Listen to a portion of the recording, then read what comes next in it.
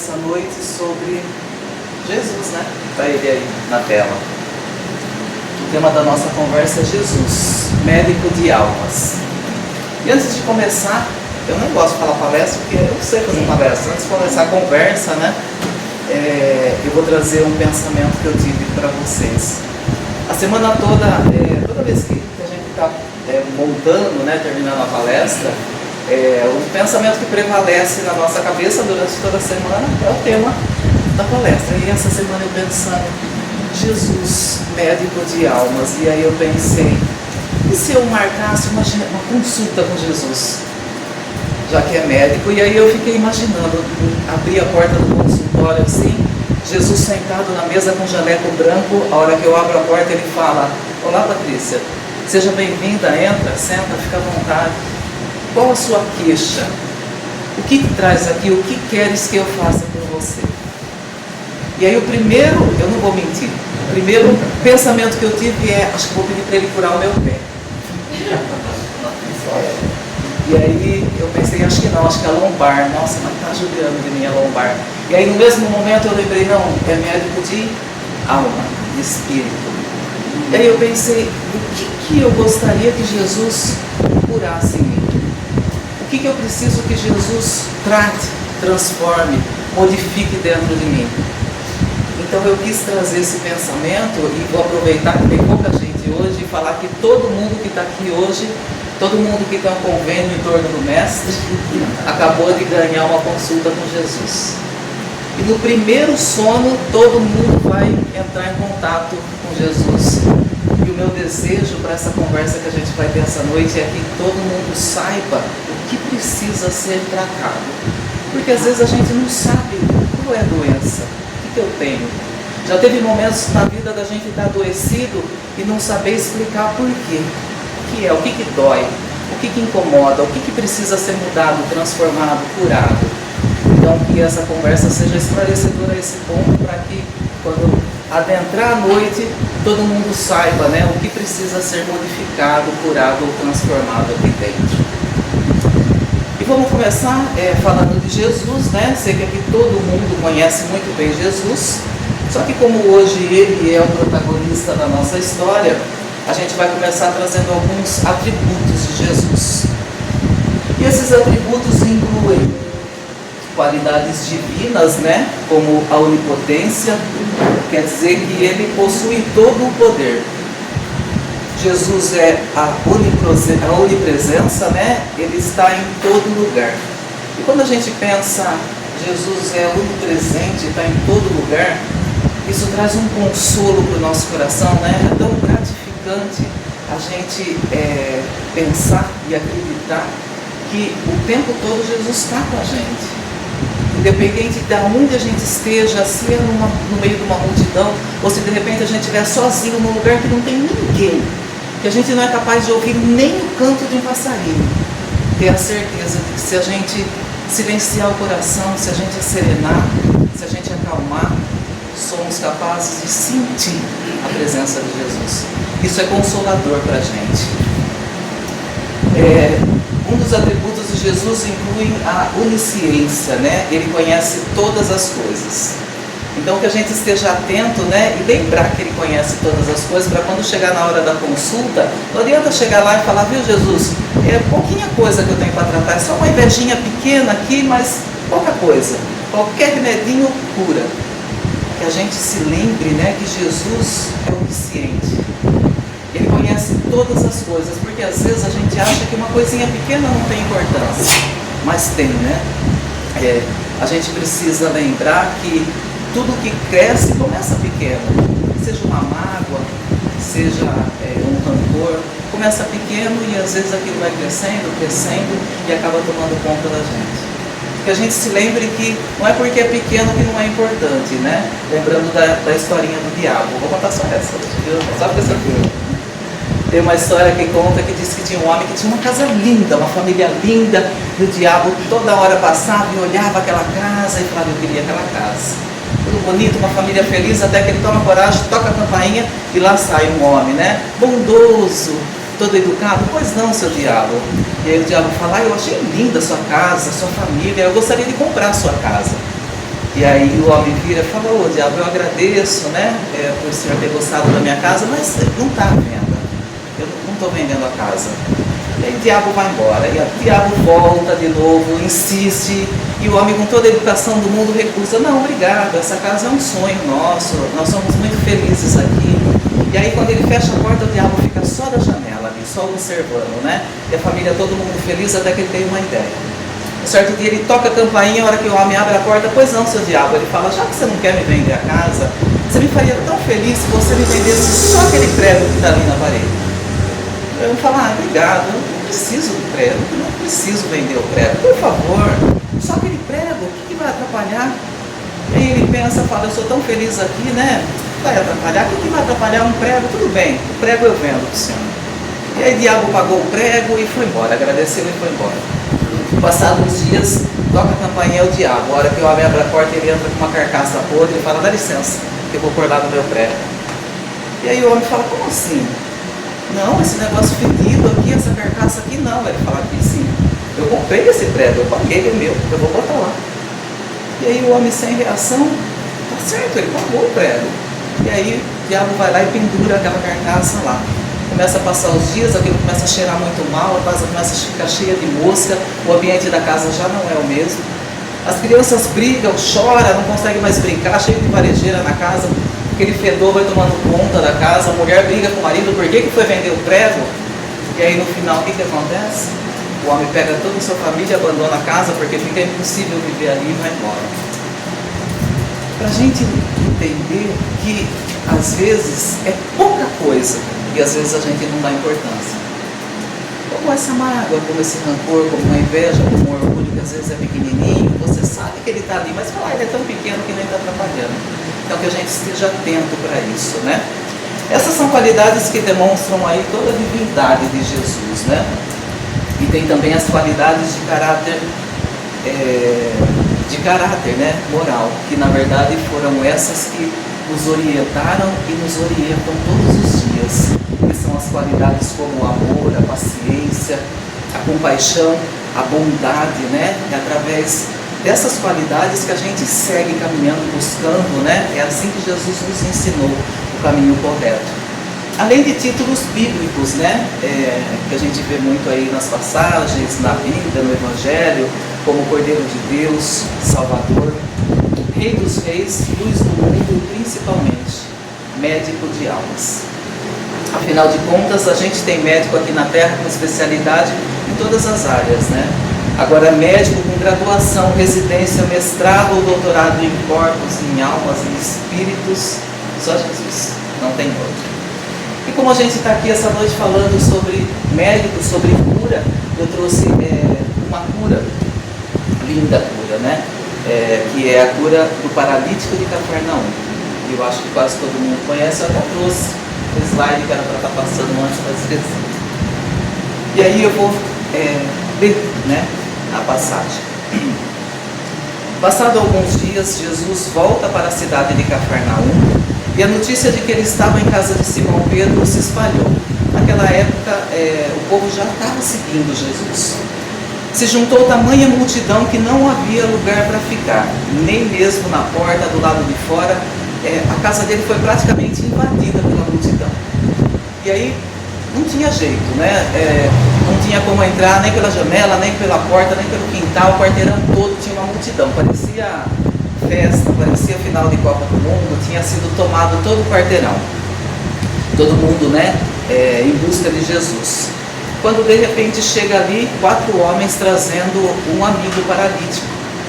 E eles então tentando, né, se aproximar de Jesus, tenta pelos fundos, tenta pela frente, tenta pelo outro lado, pede licença, pede para as pessoas: por favor, deixa a gente passar, nós somos um amigo aqui que está precisando. Só que na verdade ali todo mundo era necessitado e os amigos não conseguem levar o paralítico até Jesus. E vão tentando de todas as maneiras. E parecia que o paralítico começou a ficar desanimado e um amigo fala: calma, calma que nós vamos dar um jeito. Nós vamos botar você na frente de Jesus, nem que a gente tenha que jogar você por cima do telhado. E aí um deles teve essa ideia. Eles pegaram, naquela época, as casas eram na maioria feitas de madeira, com palha, né? Então eles tiveram a ideia de tirar, destelhar uma parte, né, tirar um pedaço do telhado e suspenderam ali, foram descendo o paralítico com uma maca, abriram um buraco, na verdade, né, no telhado e desceram pela abertura, abaixaram até Jesus. E quando Jesus vê aquela cena do paralítico descendo na maca na sua frente, no mesmo momento ele diz: os seus pecados estão perdoados, meu filho. Eu acho que ele ficou, né, até comovido de ver a cena ali, acabou na hora ele já perdoou os pecados do paralítico. Só que, mesmo aquelas pessoas que estavam ali, que na maioria eram pessoas necessitadas, doentes, aflitos, estavam ali também alguns professores da lei, né, alguns doutores da lei, observando já Jesus, seu comportamento, como ele agia, como é que ele fazia. Estavam ali sentados só observando, e quando Jesus disse ao paralítico que ele estava curado, começou ali entre eles, meio um cochicho, meio um burburinho, falando baixo, mais distante, mas cochichando entre eles. E eles diziam: o que é que esse homem está dizendo, né? Ele está insultando a Deus. Como assim? Os seus pecados estão perdoados. Quem ele pensa que é para perdoar pecados? O único que pode perdoar pecados é Deus. E aí, imediatamente nesse momento, Jesus, sabendo o que eles estavam pensando, se vira para eles e diz bem alto, né? Por que vocês estão pensando essas coisas? E aí imagina a cena, né? O constrangimento, todo mundo parou, acho que ficou aquele silêncio no ar, porque se a gente imagina o Marcelo aqui fazendo palestra e eu lá onde está a Dani. E aí o Marcelo falando e eu pensando: o que esse Marcelo está falando? Da onde ele tirou isso? Pensando. E aí o Marcelo para a palestra e fala: Patrícia, por que você está pensando isso de mim? E aí ficou aquele silêncio, né? Como assim? Como eles sabiam que eles estavam pensando? E aí, antes que eles se explicassem ou justificassem, Jesus completa: talvez vocês pensem que é mais fácil de dizer os seus pecados estão perdoados, porque isso não pode provar que eu tenho autoridade para perdoar pecado das pessoas. Agora, se eu porém lhe dizer: levanta-se, pegue a sua maca e ande, e se isso assim acontecer, então ficará demonstrado que o Filho do Homem tem autoridade na terra para perdoar. E é claro que foi assim então que Jesus fez. No mesmo momento ele se dirige ao paralítico e diz: levante-se, pegue a sua maca e siga seu caminho, vá. E diante de todos ali já estava aquele clima, né? Todo mundo atento, todo mundo prestando atenção. E o que acontece? O homem se levanta, pega a sua maca, dá um abraço em Jesus como agradecimento e segue seu caminho e sai. Imagina a cena neste momento, todos ali maravilhados, né? E aí começaram neste momento a adorar a Deus, dizendo: nunca vimos nada parecido com isso. Todo mundo espantado de ver aquela situação. E assim seguiu. Jesus seguiu durante todo o dia, curando, auxiliando, né? Ajudando todos os necessitados, e seguia o dia ali sem cessar. E Simão Pedro ali, recostado na parede. Todas as vezes que eu venho fazer a palestra, eu trago essa folha aqui, porque eu sou insegura ainda, tenho medo de esquecer, tenho medo de pular alguma coisa. Então, tudo que eu leio, eu coloco aqui com as minhas palavras, eu escrevo tudo que eu vou falar, para eu não esquecer. Só que dessa vez eu fui lendo e era tão bonita a leitura e eu pensava: como que eu vou falar pobre, né? Porque eu não tenho, né, essa riqueza de palavras. E aí eu fiquei com dó de sair com uma coisa tão bela e colocar com as minhas palavras. E aí eu falei: não, eu vou ler e eu vou copiar do jeito que está aqui, porque eu achei tão bonito. Parece que a gente entra dentro da história quando a gente ouve. E ela diz assim: Simão está ali, né, recostado à porta e maravilhado de indivisível felicidade e gratidão por ter sido escolhida a sua casa e principalmente por ter sido chamado ao seu rebanho. E aí a gente consegue imaginar a felicidade de Simão Pedro, né, de estar podendo participar de tudo aquilo, de ter sido a sua casa, porque imagina, né, a gratidão que ele sentia, né, naquele momento, e que está fazendo parte de tudo aquilo. E a gente entende por que mesmo depois que Jesus retorna, os apóstolos seguem, né, levando a sua mensagem. A gente sempre ouve que as palavras ensinam, mas que o exemplo arrasta, e eu acredito que é isso mesmo, né? Eles foram convencidos, eles foram arrastados, né? Mesmo o pouco tempo que eles permaneceram ali, eles tinham a certeza de que aquele era o caminho correto. E aí a gente vai lendo e parece que a gente vai entrando na história e a gente vai sentindo tamanha felicidade ele deveria estar sentindo naquele momento, né? E aí conta-se que os momentos iam se misturando entre dores e alegrias. Naquela época não era como hoje, né? Não tinha quase nenhum recurso. Hoje a gente vai no médico, marca uma consulta, se é um problema mais sério, se precisa ser feito um exame, se a gente tem uma dor de estômago, a gente vai ali na farmácia, compra um remédio, se medica, se tem uma dor no pé. Só que naquela época não tinha recurso. Eles eram extremamente necessitados. Tanto que a gente vê que na passagem da mulher hemorroíça, conta que ela sofreu a vida toda com aquele problema, até, né, ter sido curada. E ela praticamente estava no final ali, definhando por um problema que hoje é tão simples. A gente vai ali na farmácia, toma um remédio e está resolvido. Para a gente ver o tamanho da necessidade naquela época. Então, era muito importante para eles. Eles eram todos realmente necessitados, tanto fisicamente quanto espiritualmente. Hoje a gente tem a terapia, tem os psicólogos, tem os psiquiatras que nos auxiliam. Não tinha nada daquilo naquele tempo. Então, realmente, eles eram mesmo necessitados. Então, todos que chegavam recebiam um auxílio. Nem que fosse a mensagem, uma palavra, né, uma orientação, uma cura. Todos eles. E é por isso que a gente vai entendendo quando ele diz que esses momentos iam se misturando entre dores e alegrias. Chegavam necessitados, doentes, angustiados e saíam curados, consolados, né? Entre caretas e sorrisos, lágrimas e cânticos, feridas purulentas em tecidos lavados ante a imposição das mãos de Jesus, ou a vibração da sua voz, ou até mesmo a luz dos seus olhos. Jesus curava com o olhar, Jesus curava com o pensamento, né? Tem a passagem do pai que pede para que Jesus vá para a sua casa, que o seu filho está doente, eu não lembro agora se é filho ou se é filha, e Jesus fala, não, pode ir que ele já está curado. Jesus curava com a vontade, com o pensamento, com o amor. E ali todos maravilhados, pois Jesus conhecia a todos ali, mesmo aqueles que ele nunca havia visto. Conhecia a todos, mesmo aqueles que ele nunca havia visto. Eu gosto tanto de ouvir isso, e eu sempre fico imaginando aquela multidão. E aí eu quero muito ver Jesus, eu quero muito me aproximar de Jesus. E aí eu vou passando no meio das pessoas assim, até que Jesus me vê e fala, Patrícia, vem aqui. Eu falo, eu? Ele fala, Patrícia, você. Aí eu chego e falo, o senhor me conhece? Ele fala, muito bem. Porque Jesus nos conhece a todos. Jesus nos chama pelo nome. Mesmo aqueles que ele nunca havia visto, em Israel jamais se presenciara acontecimento parecido. Os espíritos imundos fugiam e a dor perdia a voz ante a ordem dele. Os olhos de Simão Pedro, ali faiscante, se encontravam com os olhos de Jesus e conseguiam se comunicar pelo olhar. Tamanha cumplicidade existia entre eles dois, né? Até que Simão nota que a face do mestre parecia transparente.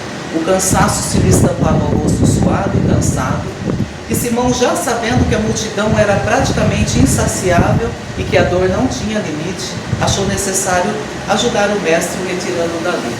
Então, ao findar da tarde, Simão Pedro nota que Jesus está muito cansado, né, de um dia todo de trabalho, e resolve tirar ele daquele ambiente, né?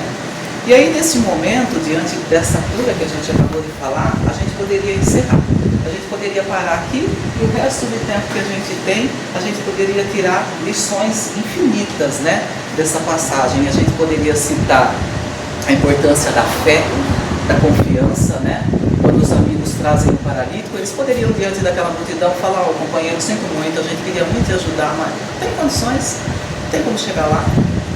Então eles não se deixaram paralisar pelos obstáculos, né? Tiveram fé, tiveram confiança, eles tinham a certeza de que se eles botassem o paralítico na frente de Jesus, ele seria curado. Isso é fé, isso é confiar, né? A gente poderia citar de repente a perseverança, né? Que eles conseguiram superar todos os obstáculos que encontraram. A gente poderia falar sobre a verdadeira amizade que se manifesta ali, é tão bonito de pensar. Eu estou tão preocupado, eu quero tanto ajudar, é a verdadeira amizade. A gente poderia ficar aqui falando sobre o poder transformador de Jesus, né? Quando Ele perdoa os pecados, quando Ele restaura a vida, quando Ele realmente bota a gente em pé. Porque é isso que Jesus faz. Jesus bota a gente em pé e fala, vai, continua.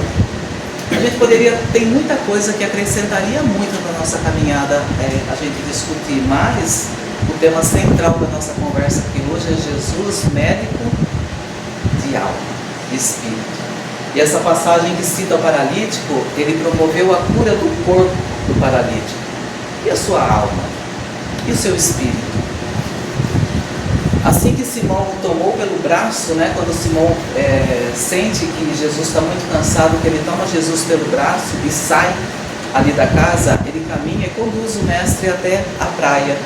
E o rabi sentou-se e abriu os braços em direção ao lago em silêncio e pôs-se a meditar. Então Jesus descansando e meditando, quando Simão, o amigo fiel, contemplando o rosto pálido e exaurido do mestre, notou que os olhos grandes e claros estavam imersos em lágrimas. E ele, lógico, não se conteve e pergunta, Rabi, estás chorando? E antes que Jesus respondesse, ele já completa, de felicidade, suponho, né? Considerando todos os eventos felizes que nós passamos durante todo o dia, só pode chorar de felicidade. E aí Jesus responde, choro, Simão. E ele fala pausadamente, eu choro sim, só que de tristeza. E aí Simão Pedro não entende, compadecido, né? Questiona, não compreendo, mestre. E aí Jesus completa, sim, pois que não me compreendeis tu e eles, certamente que não espero ser entendido mesmo, né? E nesse mesmo momento Simão Pedro fica questionando, por que ele está dizendo isso, mestre? Porque diz que eu não te compreendo, a gente está tão feliz, como assim? E aí Jesus explica para ele, Simão, neste momento, enquanto consideras o reino de Deus pelo que viu lá, Natanael é o paralítico que ele curou, com alegria infantil comenta o acontecimento entre amigos embriagados e mulheres infelizes. Então ele vai descrevendo para Simão Pedro como o paralítico que tinha acabado de ser curado estava se comportando após ter saído de lá. E fala de outros que ele curou também. Outros que recobraram o ânimo ou recuperaram a voz, entre exclamações de contentamento, precipitam-se nos espinhadeiros da insensatez, acarretando novos desequilíbrios, só que dessa vez irreversíveis. Não creias que a boa nova traga alegrias superficiais, dessas que o desencanto e o sofrimento facilmente apagam. O Filho do Homem, por isso mesmo, não é um remendão irresponsável. Remendão é quem remenda, né? Antigamente, né, quando não tinha chain, quando a calça rasgava, a gente fazia um remendo e pregava, né? Eu acho que isso não é do meu tempo, graças a Deus, né? Pessoa nova não sabe disso, é que me contaram, porque era assim. Né, João Carlos? Então, remenda. Então, pega um pedaço novo e tampa o rasgo velho, né? Mais ou menos assim. E ele diz, né? Por isso mesmo, não é um remendão irresponsável que sobre tecidos velhos e gastos costura pedaços novos, danificando mais a parte rasgada com um dilaceramento maior. Se está velho, não adianta. Mesmo que o pedaço do pano é novo, a hora que vai costurar, rasga tudo, né?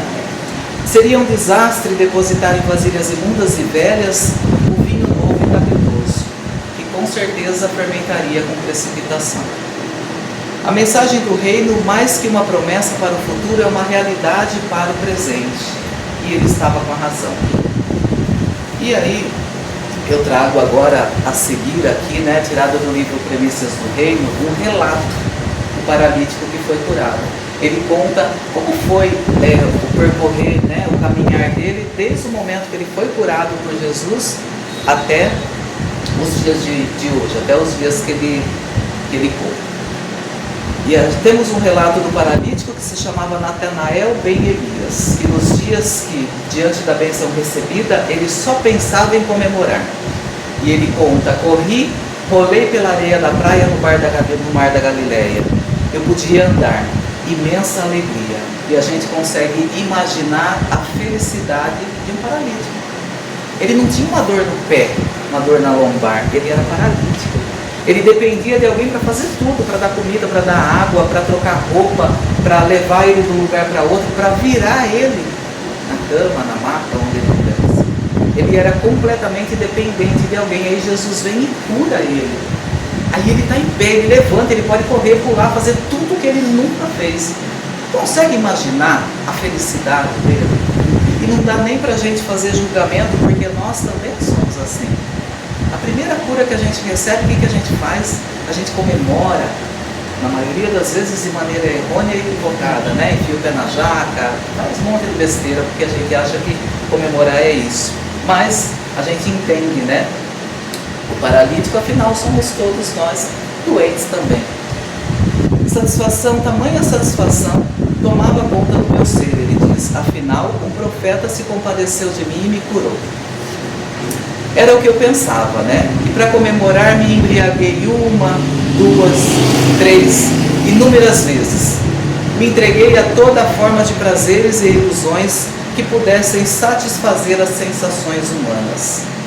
A gente entende também, da mesma maneira que ele era completamente dependente, ele praticamente nunca entrou em contato com essas sensações, né? Com esses prazeres da carne.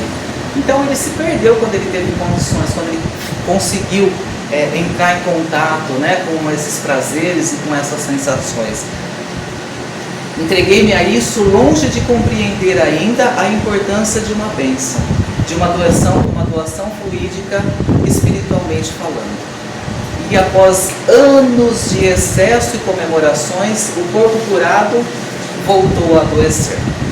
Agora é diferente, tornei-me leproso. A paralisia agora era na alma. Quando percebi que estava ficando leproso, meu mundo desmoronou. Ruíram as ilusões e compreendi que era o caminho para o fim.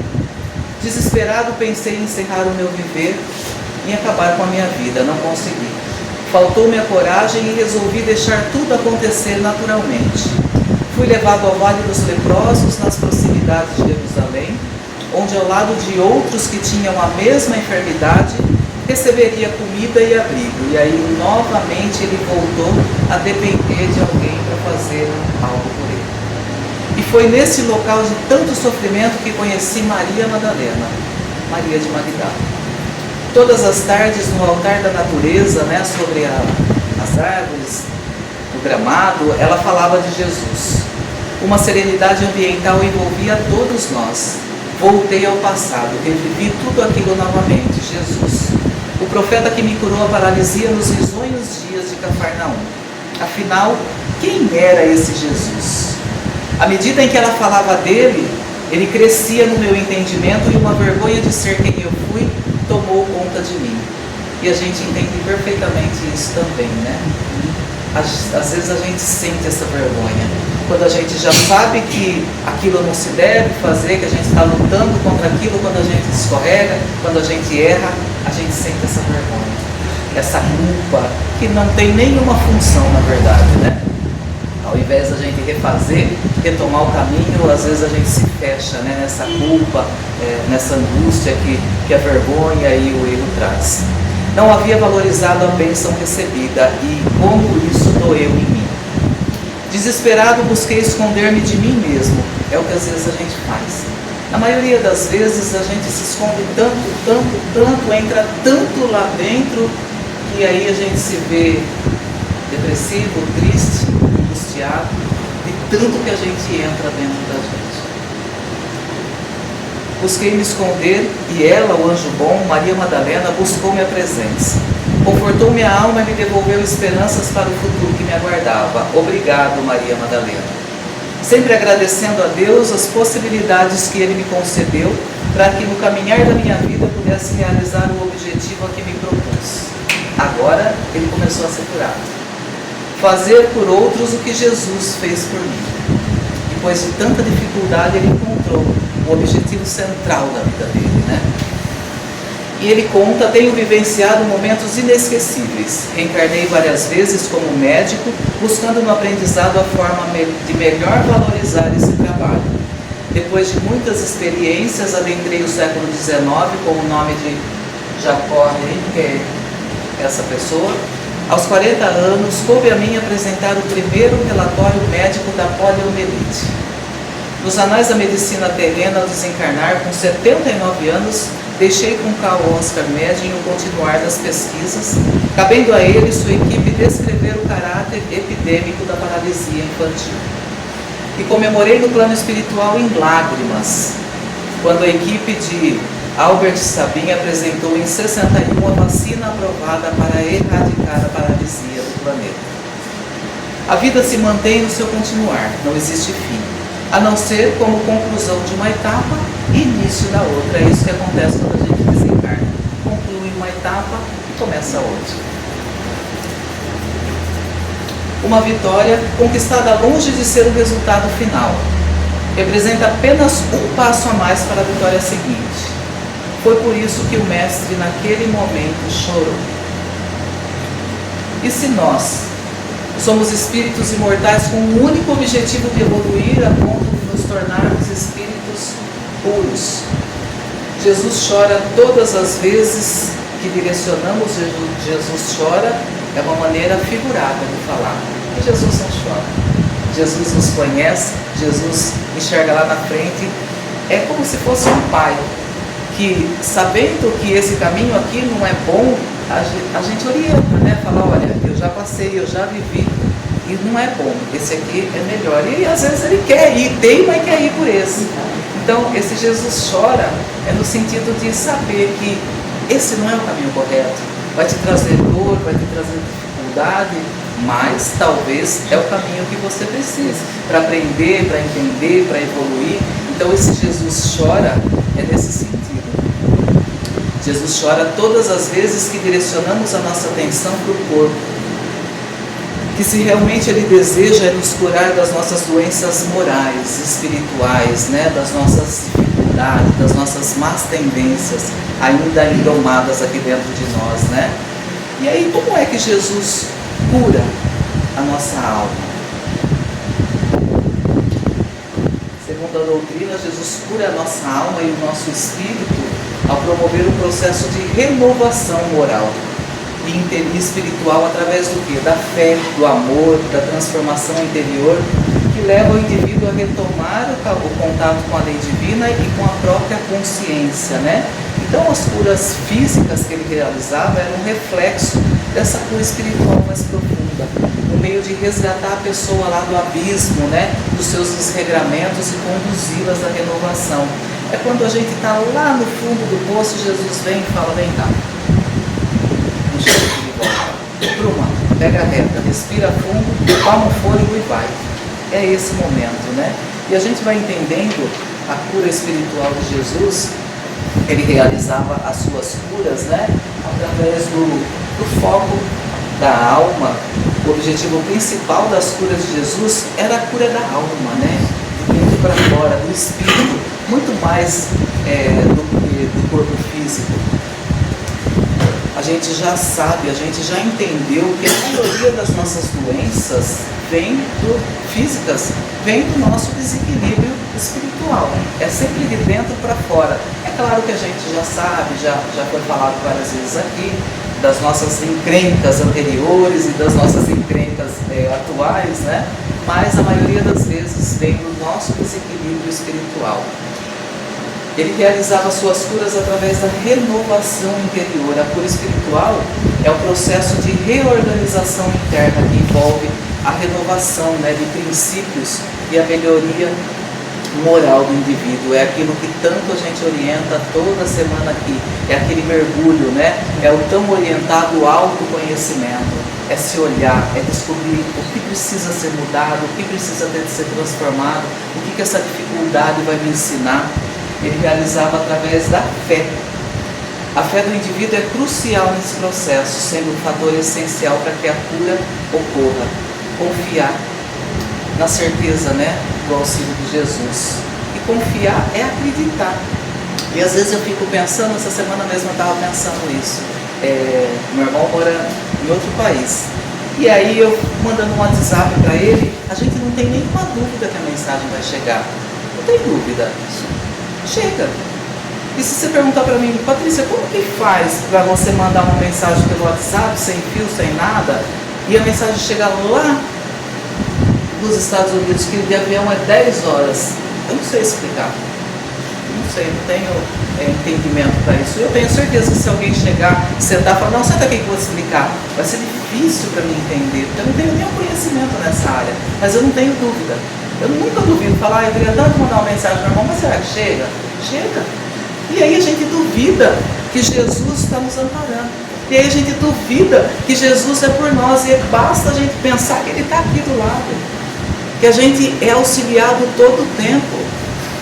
Como a gente pode, né, não ter certeza? E eu sempre penso que se a gente tivesse essa confiança, essa fé, eu acho que a gente nem adoeceria da alma, do espírito, né?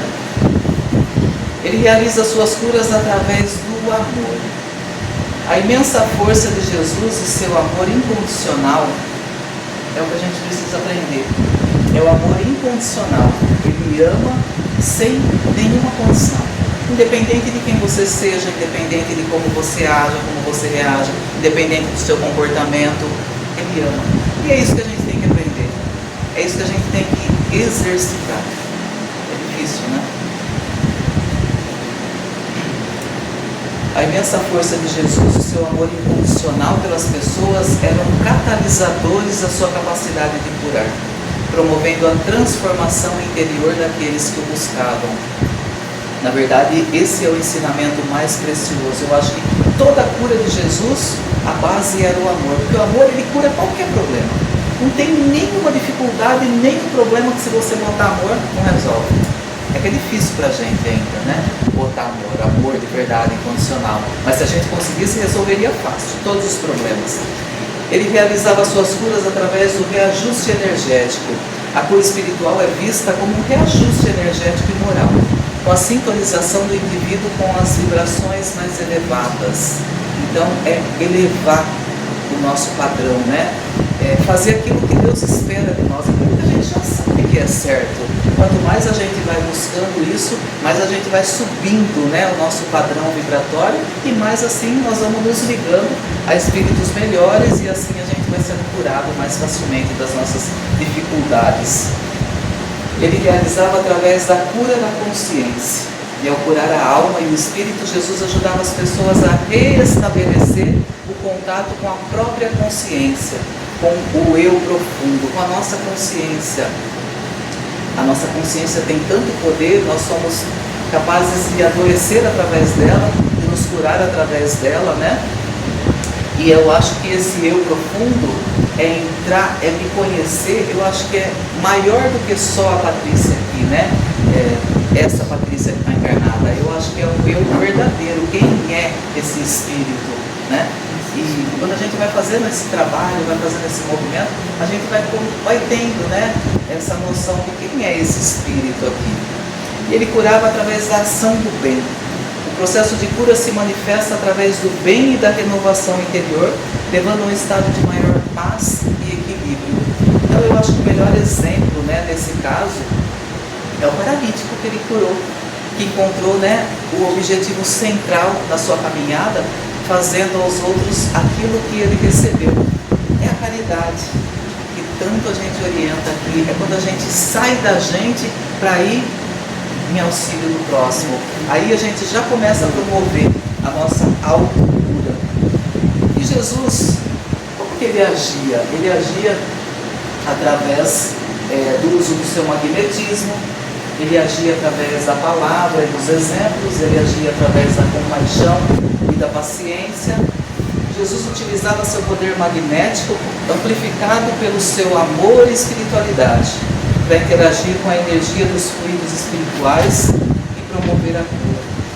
Ele agia com palavras e exemplos, né? Através dos seus ensinamentos e exemplos de amor ao próximo, ele inspirava a transformação interior necessária para a cura espiritual. E realmente os exemplos de Jesus, as palavras estão até hoje aí, ou luz nos auxilia, mas os seus exemplos realmente arrastavam. Quando a gente que está aqui, né, simples mortais, quando a gente vê um companheiro fazendo bem para o outro, é tão gostoso, a gente tem aquela sensação, eu queria fazer isso também, é assim que eu quero ser.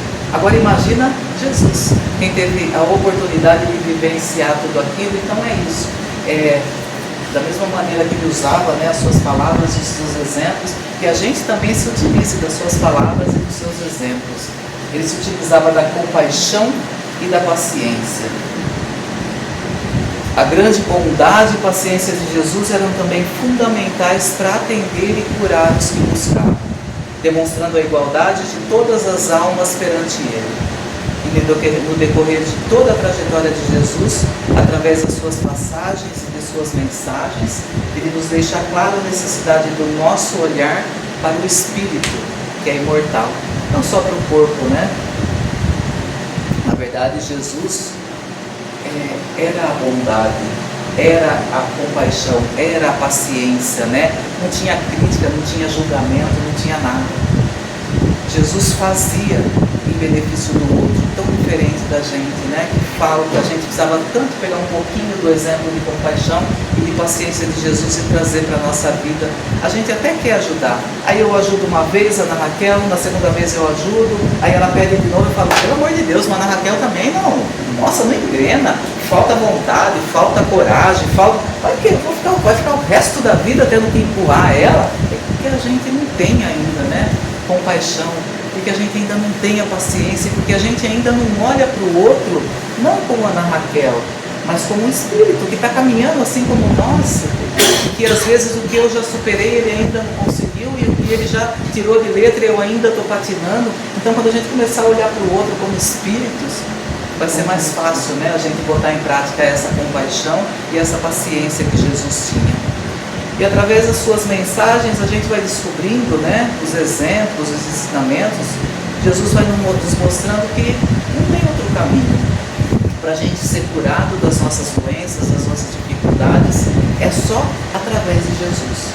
A gente só vai alcançar, só vai chegar até Deus, só vai nos tornarmos espíritos puros quando a gente seguir realmente as orientações de Jesus. E aí tem algumas citações que vão nos mostrando, né, exatamente isso. Os sãos não precisam de médico, mas sim os enfermos. Jesus já fala desde o começo que ele veio para os doentes. Quem são os doentes? Somos nós, necessitados, né? Eu sou o grande médico das almas e venho trazer-vos o remédio que deve curá-los. Os fracos, os sofredores e os enfermos são meus filhos prediletos, somos nós. E venho salvá-los, né? Essa é uma das mais diretas, né, entre os do Evangelho. E ela mostra que a verdadeira missão de Jesus era sim a cura espiritual da alma, né? Que inclui sim a consolação dos aflitos e a salvação das almas por meio das práticas das leis divinas, né? Das leis de Deus. No livro Consolador, o Espiritismo nos ensina, né, que a verdadeira cura ocorre de dentro para fora. Assim, a cura do corpo poderá ser algo temporário, mas deveremos e precisamos, sem dúvida, buscar a cura do corpo. Afinal de contas, a gente precisa, né, desse corpinho aqui para poder caminhar, mas a gente precisa ter em mente a busca de uma cura perene, e somente a cura do espírito nos facultará um não retorno à dor. Quando a gente trata o espírito, a gente vai na causa, né? Quando a gente trata o corpo, ainda está tratando o efeito. Essa reflexão aprofunda a ideia do médico de almas, explicando que a cura espiritual é sim a mais duradoura. Jesus, como grande médico, oferece os ensinamentos que promovem a transformação, tratando as causas profundas do sofrimento e não apenas os sintomas. Jesus é o modelo de ser humano mais perfeito que Deus ofereceu para nos servir de guia. É a nossa direção, é o guia, é o caminho, né? Como modelo em Cristo, Jesus indica o caminho da perfeição moral. Ao seguir seus exemplos de amor, caridade e humildade, a alma vai encontrando, né, o tratamento para suas imperfeições e se encaminha para a cura completa. E quando o corpo adoece, muitas vezes é a alma pedindo socorro, equilíbrio, pausa. É por isso que a gente sempre repete aqui, né? É perguntar para a dor, perguntar para a dificuldade, perguntar para o sofrimento o que ele está querendo me ensinar. Por que eu estou passando por essa situação? O que eu tenho que aprender com isso? E essa frase resume a visão de que a enfermidade física é muitas vezes um reflexo das doenças espirituais. Jesus, como médico de almas, veio oferecer o socorro e o equilíbrio necessário para tratar a origem de todo o sofrimento. E na verdade, se a gente já sabe que Jesus é o médico de almas, o Evangelho é a farmácia espiritual nossa. Não tem jeito. Com certeza, quando a gente pegar no sono e for estar lá na consulta com Jesus, com certeza o medicamento será o Evangelho. Não tem outro. Ele vai prescrever esse medicamento para todo mundo, porque é esse que cura, né, as nossas doenças. E o meu desejo é que todos nós possamos sair tratados, curados, renovados de tudo isso, né? Obrigada a todos.